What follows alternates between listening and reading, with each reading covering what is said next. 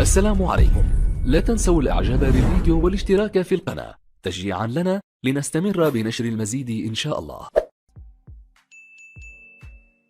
نجح المغرب في التأهل أولاً في مجموعته إلى دور ال1/6 من مونديال 2022، وبذلك يكون أفضل من المنتخب الجزائري في مونديال 2014 بالبرازيل الذي احتل المركز الثاني في مجموعته.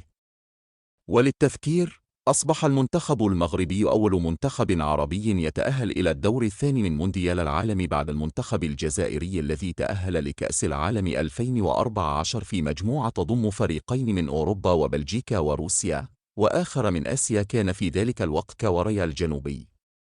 وللتذكير، كان المنتخب الجزائري هو الممثل العربي الوحيد في مونديال 2014.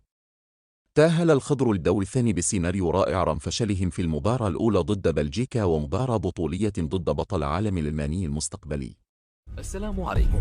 لا تنسوا الاعجاب بالفيديو والاشتراك في القناة تشجيعا لنا لنستمر بنشر المزيد إن شاء الله.